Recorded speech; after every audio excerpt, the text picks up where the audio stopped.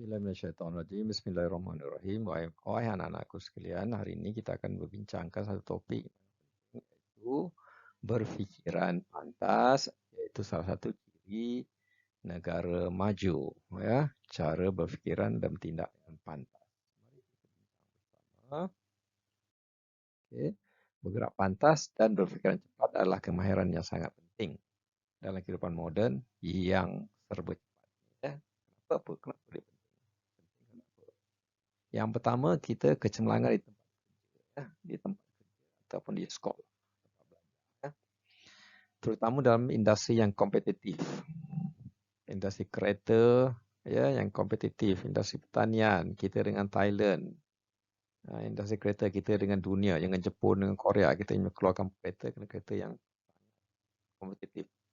Kalau kita macam ni, kita tingkat lagi canggih, ya. Dalam teknologi komputer, telekomunikasi yang nanti sangat kompetitif, ya. Teknologi perubatan, dia keluarkan X-ray 3D, kita keluarkan 4D. Okey, contoh dia macam tu, ya. Keupayaan untuk berfikiran cepat dan bertindak dengan pantas boleh membantu anda menyelesaikan masalah dengan efisien dan efektif, ya. Sangat berkesan, selesai, efektif, dia selesai. Bukan dengan masa 10 tahun, 20 tahun. Dia memang selesai kata masa dalam 5 minit, dia selesai 5 minit, kita selesaikan dia. Kalau dia boleh kurangkan kewangan untuk selesaikan masalah tu, kurangkan. Jangan sampai berjuta-juta nak kurangkan. Daripada RM10, RM10 selesaikan masalah tu. Kalau dia boleh kurangkan tenaga kerja daripada 1,000 orang kepada 10 orang, 10 orang gunakan dengan, ya. Itu dia. Ini juga membolehkan anda mengambil peluang yang lebih baik dan mengatasi cabaran yang muncul secara spontan. Kalau muncul secara spontan, cepat membuat masalah. Kalau pemudahan tu dia memancut, jangan panik. Macam mana kita nak atasi dia? Macam mana kita nak berhentikan darah tu? Kalau spontan, tidak, akan mati. Kalau terbakar, macam mana kita nak buat spontan? Tengok, rumah terbakar. Jangan panik. Panik, jam fikiran tak boleh berjalan. Okey, hadapi cabaran tu, fikiran dengan cepat dan pantas, ya. Kemudian yang kedua, krisis dan kecemasan. Dalam keadaan kecemasan atau krisis, kemahiran bergerak dengan pantas dan berfikiran cepat boleh menyelamatkan nyawa dan harta benda anda. Contohnya kebakaran tadi, ya. Selamatkan nyawa. Ataupun bila melanggar sikit lagi, kan nak corner. Okey, ada kucing lalu. Selamatkan kucing itu ataupun selamatkan 4 orang yang duduk dalam kereta anda. Fikirkan sama ada nak selamatkan 4 orang yang duduk dalam kereta anda ataupun nak langgar kucing. Berfikiran. Kalau elak kucing itu anda masuk dalam gaung. Kalau langgar kucing itu mati, tetapi 4 orang dalam kereta anda akan selamat. Berfikir dengan cepat. Okey. Ini termasuk dalam situasi seperti kemalangan jalan raya, ya, bencana alam. Okey. Ataupun situasi perubahan yang tiba-tiba, kadang landslide. Anda nak pergi, kena hantar drone pergi. Okey. Kalau hantar pergi, anda kena tanah runtuh tu, anda mati. Tapi hantar drone, anda berfikiran dengan cepat. Hantar drone saja, drone tengok. Dia boleh terbang. Contoh macam itu, ya. Okey, yang ketiga, peningkatan produktiviti. Berfikiran cepat dan bergerak pantas boleh membantu meningkatkan produktiviti harian. Ya. Tanam padi, biasanya 1 tan dapat. Fikiran dengan cepat, bila nak hasil tu ada penyakit, sembuh racun cepat-cepat, bubuh baja cepat-cepat, atasi cepat-cepat. Gunakan drone untuk sembuh. Pakai manual akan menyebabkan bila lalu ke sawah tu akan menyebabkan penyakit tu akan dibawa daripada sentuhan badan tu daripada satu sawah ke satu sawah lain. Gunakan teknologi drone contoh dia. Kira cepat. So anda boleh daripada 1 tan, anda boleh selamatkan dia menjadi 10 tan. Okey, dapat menyelesaikan masalah kekurangan beras. Anda dapat menyelesaikan tugasan dengan lebih cepat, memaksimumkan penggunaan masa dan mencapai lebih banyak dalam tempoh yang lebih singkat tadi, yang menyebabkan masa, menyebabkan kewangan dan menyebabkan tenaga kerja. Wow. Tentu anda dapat buat, cantik. Okey, anak-anak boleh faham kemajuan yang keempat, kemajuan kerjaya. Ya, kemajuan kerjaya kita akan bincang sekejap lagi. Kemajuan kerjaya, kemahiran ini juga boleh meningkatkan peluang untuk kemajuan kerjaya. Naik pangkat cepat. Majikan sering menghargai pekerja yang dapat menyelesaikan tugasan dengan pantas dan berfikir cepat kerana mereka cenderung menjadi aset yang baik dan dalam organisasi. Ya. Okey, dapat naik pangkat, dapat naik gaji lebih tinggi.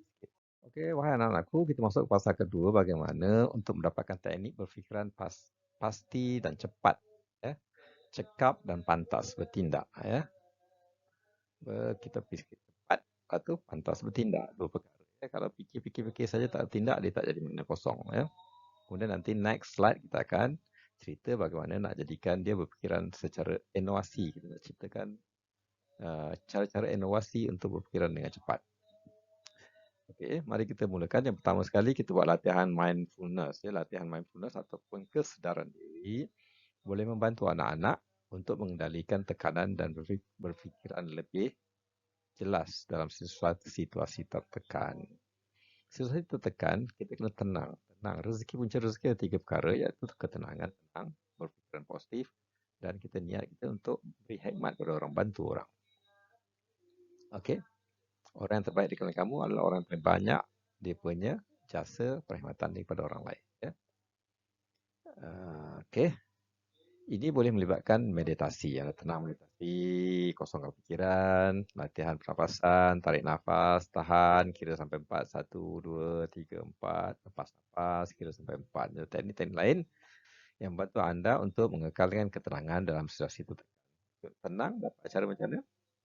Solat, baca Quran, ceritakan masalah kepada kawan-kawan, buat musyawarah, ya, buat keputusan bersama supaya responsibility itu pada semua orang. Bukan anda buat keputusan seorang, nanti semua kesalahan diletakkan kepada anda, kepada jemaah itu. Ya.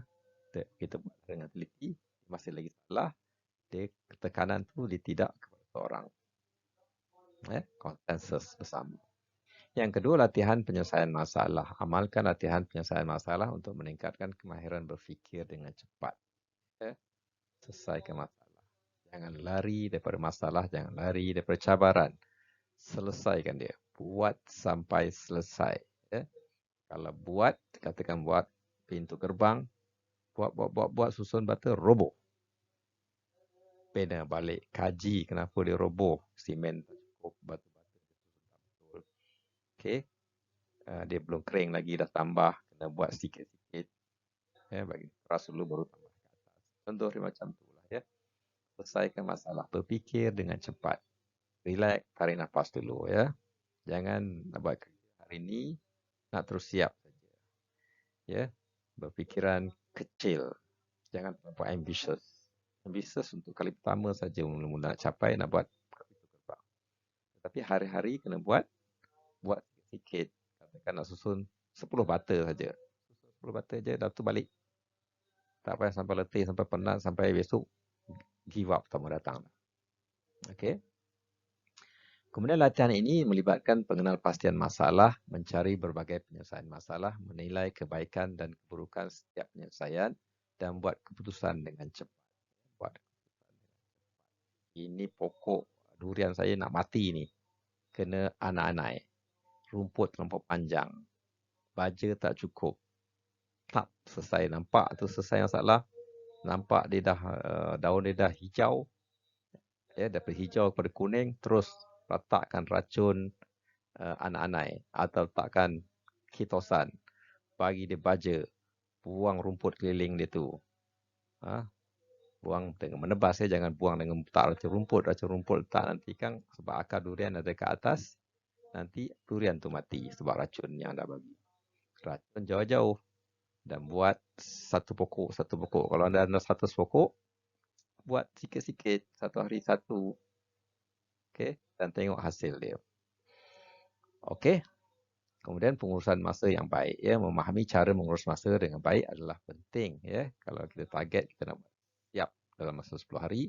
100 pokok durian, maknanya satu hari 10 pokok. Settlekan 10 pokok tu. Lepas tu, balik. Rehat.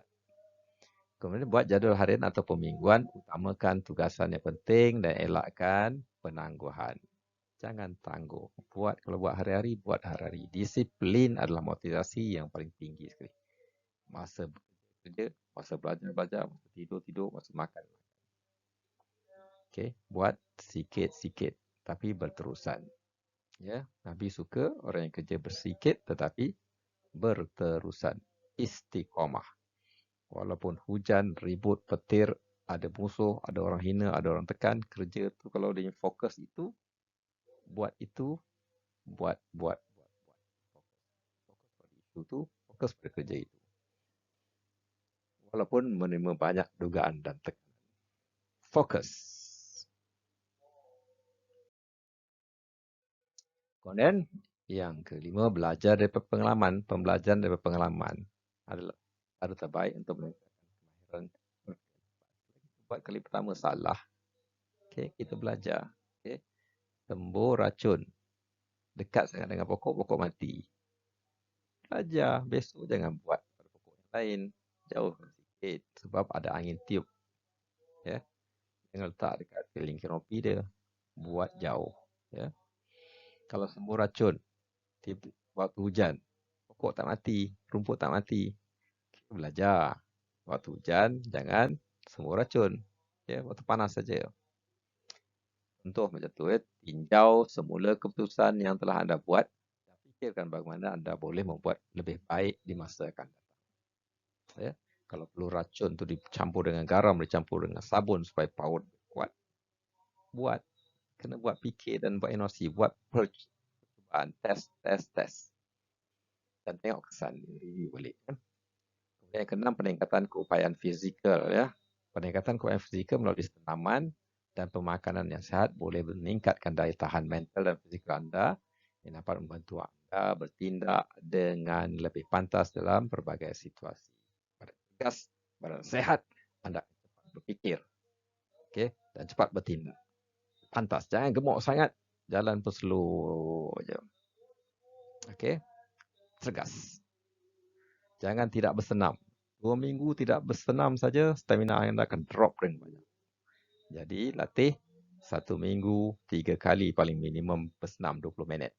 Pergi menebas, pergi meracun, pergi apalah buat. Janji anda punya badan bergerak aktif, saluran darah anda berjalan lancar. Okey. Anak-anak boleh? Jangan duduk main game saja kat komputer. Tak ada pergi bergerak keluar. Nanti minda pun tidak boleh bergerak. Cergas lepas asar, pergi jogging. Ya. Satu Ahad, waktu subuh, lepas subuh, pergi menebas. Ya, menebas main golf atau pergi yang paling penebas dekat kebun lagi baguslah.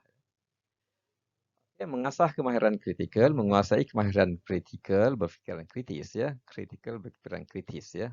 Kritik orang. Kalau orang kata jawapan dia macam ni, kita kata jawapan dia macam ni. Kedua punya. Dan kita buat analisa dapat membantu anda berfikir lebih efektif dan buat keputusan dengan lebih baik ya. Kalau orang bagi jawapan dia A 1+1 jadi 3, anda boleh kritik dia. Tidak 1+1, ambil 2 saja. Okey, macam mana boleh jadi 3? Kritik dia. Ya. Macam lagi kritikan yang kita boleh buat daripada permasalahan yang timbul. Okey, kemudian berlatih dengan tugasan cepat. Kalau pergi hutan, masuk macam mana nak masuk dengan cepat. Ya, dengan halang-halangan tu ya. Terlibat dalam aktiviti atau tugasan yang mengharuskan anda berfikir cepat dan bertindak dengan pantas seperti bermain catur, bermain dam atau terlibat dalam permainan yang mencabar, ya, main bowling, main menembak, ya, main memanah dapat membantu meningkatkan kemahiran anda. Memanah, menembak, dia fokus pada satu tujuan. Fokus menembak pada satu tempat pun tak kena. Tambahlah tak fokus melintang sana, tembak sini, fokus pada satu pun tak kena. Kan? So, cara nak fokus dan cara kemahiran yang ini kita boleh tengok. Orang boleh pusing-pusing dia punya senapang, dia tembak dengan badan kelemput. Anda tembak tak kena-kena. Mesti ada teknik yang boleh kena. Cara berdiri, cara bernafas, cara pegang pistol, cara tarik picu, cara teneng, cara pejam mata sebelah, cara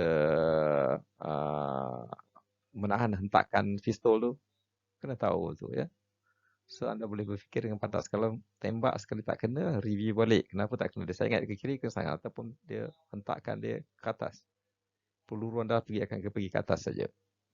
Dan review supaya satu peluru kepada satu musuh kena. Jangan membazir ya. Review ya. Latih dengan cepat ya.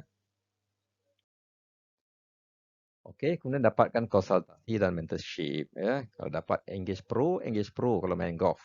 Kalau menembak, engage kepada jurulatih yang betul, supaya teknik itu betul. Jadi kita praktis teknik yang betul ya.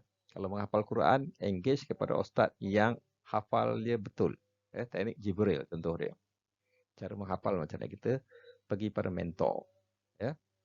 Yang ajar dengan betul teknik yang betul ya. Teknik Jibril kena hafal waktu selepas subuh, waktu sunyi. 3 kali, 30 minit. Ya, 3 baris. Okey, 3 kali ulang, 3 kali buka Quran, 3 kali tutup Quran dan seterusnya. Teknik itu diajar ya. Okey. Mendapat nasihat daripada mereka yang pengalaman dalam bidang tertentu dapat membantu anda belajar bagaimana membuat keputusan yang lebih cepat dan tepat. Ya, sebab kita dah ada pengalaman, kita dah kerja 30 tahun, telah menghafal 30 tahun. Jadi kita tahu kalau buat macam teknik hafal macam ni je memang tak boleh hafal punya. 20 tahun hafal pun tak boleh hafal. Ya. Kalau menembak teknik macam ni memang tak boleh punya. Ya. Kena ya. Baru. Okey. Kalau main golf pukul pegang club tak betul, pegang dia badan tak betul, cara kedudukan bola tak betul. Okey, itu memang tak kena. Lah main. Okey. Engage pada pro. Sementara kemahiran berfikiran cepat dan bergerak pantas dapat dipelajari, boleh dipelajari dan ditingkatkan dengan latihan. Dan dapat skill tu ya, kena tingkatkan latihan supaya dia konsisten. Kena. Kalau tembak tu kena. Kalau hari ni kena, besok tak kena, mana dia tak konsisten. Walaupun teknik tu betul, tapi hari ni tembak, pum, kena target. Besok tembak dia lari. Sama juga dengan main golf, hari ni pukul, pum, straight. Besok pukul melintang di corner dia ke kanan atau ke kiri. Tak konsisten, tak istiqamah, itu kemahiran tu belum lagi anda dapat. Okey, tingkatkan. Ia juga perlu dilaksanakan secara berterusan untuk mencapai kecekapan yang tinggi. Cekap. Cekap maksudnya menjimatkan masa, menjimatkan tenaga dan menjimatkan wang ringgit. Itu cekap. Cekap ya. Dah tahu orang nak tipu. Orang sebelum datang kita dah tahu dia nak tipu. Itu cekap. Kalau orang tu dah kena tipu, dia memang lembab lah. Dia memang lembab. Dia tak boleh memerintah negara. Amalkan teknik-teknik ini dalam kehidupan seharian anda untuk melihat peningkatan dalam prestasi dan keberkesanan anda. Kan? Ilmu tanpa amal tak guna. Orang bercakap tidak dapat apa. Orang yang mendengar tak dapat apa. Orang yang dapat apa-apa dari pelajaran ini adalah orang yang mengamalkannya. Anak-anak kena amalkan dia. Ya. Baru anda dapat dia punya manfaat faedahnya. Okey. Question and answer. Apa nak tanya? Apakah teknik rohani? Okey. Adakah ada teknik rohani? Yes, ada. Latihan Al-Quran tu adalah teknik berfikiran yang cepat. Kita tengok ya dalam baca Quran.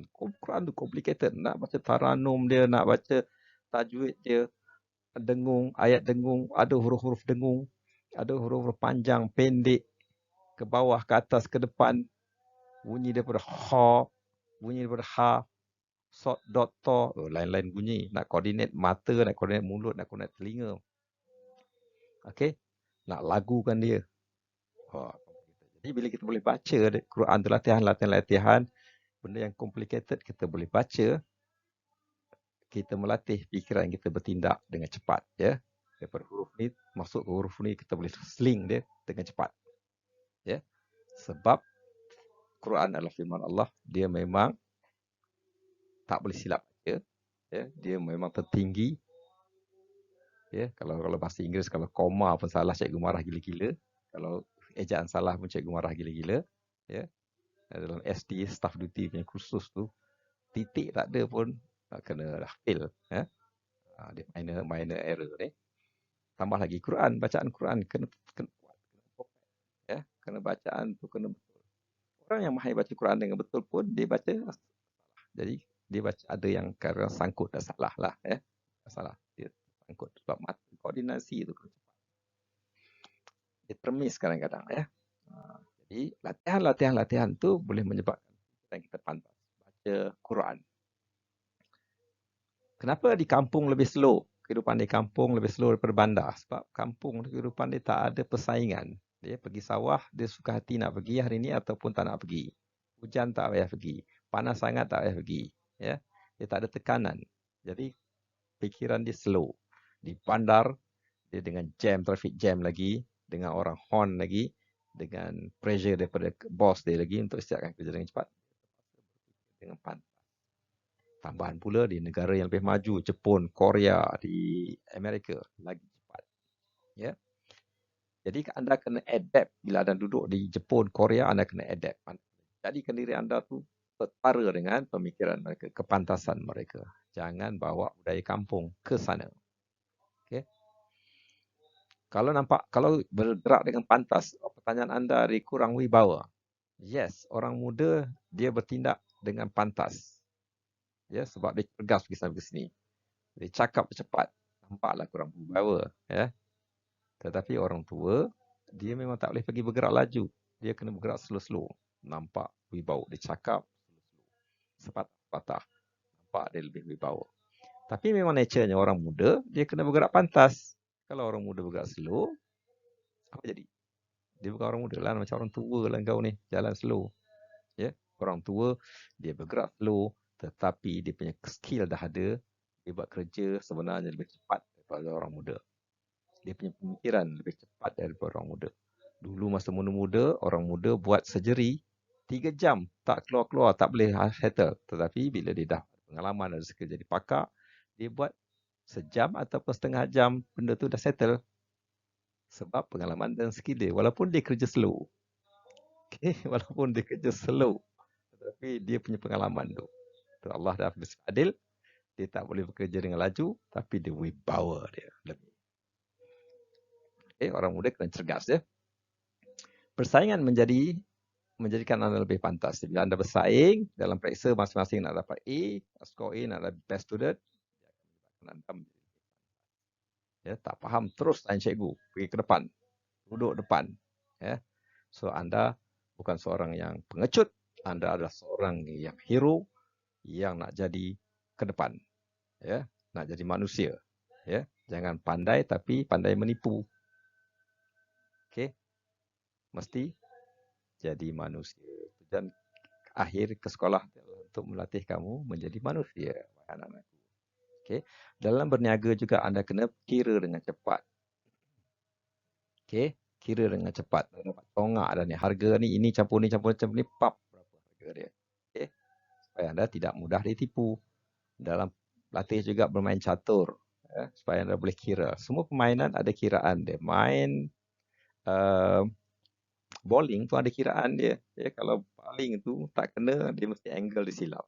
Kalau tinggal satu bola je tak jatuh, macam mana kita nak hit bola ni, kiraan angle tu mesti kena betul. Jadi anda boleh agak. Dan bila kita cakap, kita boleh tahu pergerakan musuh. Bila pergerakan musuh kita tahu, kita tidak mudah. Dalam ilmu persilatan, pergerakan musuh dia tengok pusat. Okey, tengok pusat itu ya. Dia gerak. Pusat dia tengok, dia tahu sebelum kawan tu bergerak aja dia dah tahu dia nak attack sebelah mana. Dia nak pukul sebelah mana ya. Itu dia ya. Kalau 4 orang sekali menyerang, dia control center of gravity tu, tengah-tengah tu ya. Ini kita belajar dalam siri akan datang. Untuk bermanfaat, kita jumpa lagi di lain video. Diharap benda ini bermanfaat. Sekian wabillahi taufiq wal hidayah. Wassalamualaikum warahmatullahi wabarakatuh.